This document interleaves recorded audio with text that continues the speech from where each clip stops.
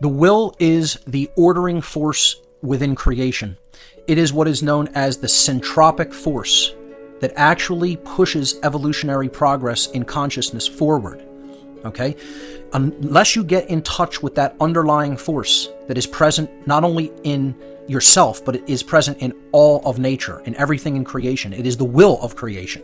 It is the force that is actually the will of creation. What creation is trying to will into effect and wants. It has a desire. It wants to progress in its own understanding. It wants to progress in its own complexity. It wants to progress in its own knowledge of itself. Okay?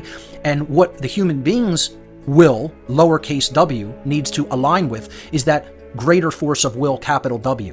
When you align those things and there's no contradiction between those two seemingly different concepts of will, okay? One you could look at as the desire of the self on a lower level, the individuated self, and one you could look at as the desire of all creation, okay? When you actually align those two, the force that is actually underlying in nature, that is there and moving all of the entire universe forward, actually works with you. You could say it the opposite way. You could say you work with it. You're no longer trying to buck that force. You are actually stepping into the slipstream of that force by aligning yourself to that force. Okay?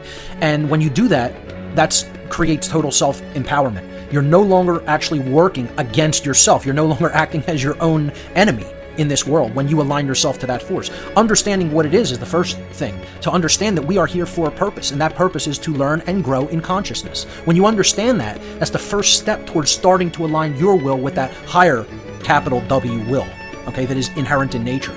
And again, that's desire. It's part of care. It's care for truth. It's care for what is right. It's care for development of knowledge. You know, if you've already started along that path, that care is present. So there's a certain amount of will present. Now you have to nurture it and work with it and be persistent. See, that's where, we look at will as only something like that. Do you have the will to get through this? Do you have the will to do this? It's more than even just persistence. It's persistence and care aligned together. So there's a feminine and a masculine component within that higher will that we have to develop. That's really what I would consider, true will, or what has been called in, other occult systems or other transformational systems. It has been referred to as Thelema, which is the word for will in the ancient Greek language.